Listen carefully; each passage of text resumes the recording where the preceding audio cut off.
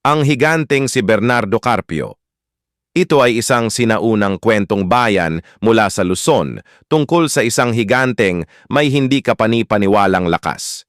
Si Bernardo Carpio ay kilala bilang tagapagligtas ng mga tao mula sa mga mananakop at masasamang nilalang. Isang araw, tumakbo ang isang batang mangingisda papunta sa kanyang tahanan, nangangalumbaba at nanganginig. "Bernardo, mga mananakop na ang dumating sa bayan. Sinisira nila ang aming mga kubo at kinukuha ang lahat ng aming ani." Agad na tumayo si Bernardo. Kanyang mga braso ay umuusbong ng lakas ng marinig niya ito. "Huwag kang mag-alala. Hindi nila kayang saktan ang ating mga kababayan habang nabubuhay ako." Lumabas siya sa kanyang tahanan at nakita ang mga dayuhang sundalo na nakasuot ng metal na kasuotan na nagwawasak ng mga gusali sa nayon.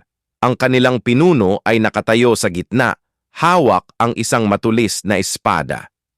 "Ikaw ba si Bernardo Carpio?" tanong ng pinuno ng mga mananakop.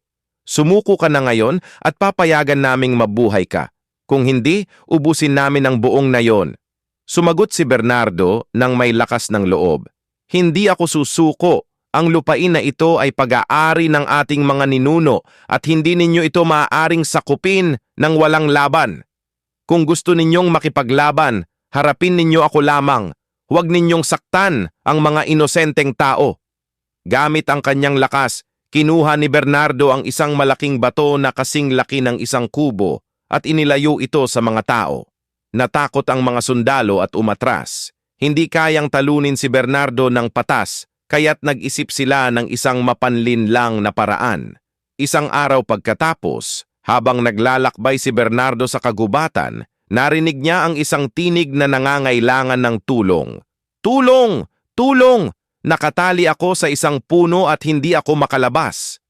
Agad na pumunta si Bernardo sa pinagmumulan ng tinig at nakita ang isang dalagang nakasuot ng puting damit na nakatali sa isang malaking puno ng kahoy. "Huwag kang mag-alala, aalisin kita diyan," sabi ni Bernardo habang lumalapit siya upang buksan ang tali. Ngunit nang siya ay malapit na, biglang lumitaw ang mga lihim na sundalo mula sa likod ng mga halaman. Inalok nila siya ng isang basong inumin. "Uminom ka muna ng tubig bago mo siya tulungan, Bernardo. Mukhang pagod ka na." Hindi niya inakalang may masama ito, kaya't uminom siya.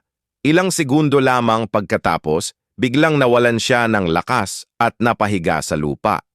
"Anong ginawa ninyo sa akin?" tanong niya ng mahina. Ngumisi ang pinuno ng mga mananakop na lumitaw mula sa mga puno. "Iyon ay isang inuming nagpapahina sa iyo. Ito ang tanging paraan upang ikaw ay mahuli. Ngayon wala nang makakapigil sa amin na sakupin ang inyong lupain." Nang siya ay ganap ng walang lakas na, inilibing nila siya sa pagitan ng dalawang bundok sa Montalban, at ang mga matitibay na bato ay nakatali sa kanyang mga braso at paa. Bago sila umalis, sinabi ng pinuno, "Ngayon hindi ka na makakapagligtas pa ng mga tao mo." Ngunit kahit na nakakulong na, malakas pa rin ang boses ni Bernardo. "Hindi ninyo ako kayang pigilan magpakailanman.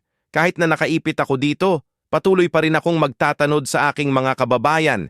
Darating ang panahon na makakalaya ako at ipagtatanggol ko pa rin ang ating bayan." Mula noon, tuwing sinusubukan niyang magpupumiglas upang makalaya, ang lupa ay nangangaluskos at naglilindol. Tuwing mangyari ito, ang mga tao ay nag-uusap. "Naririnig mo ba iyon? Iyan si Bernardo na patuloy pa ring lumalaban." Oo, darating din ang araw na makakalaya siya at muli niyang poprotektahan tayo mula sa anumang panganib. Kung nagustuhan mo ang kwento ko sa'yo, baka naman pakisubscribe at makishare naman dyan, mag-comment. Narin please lang kung nagustuhan mo ang kwento ko sa'yo.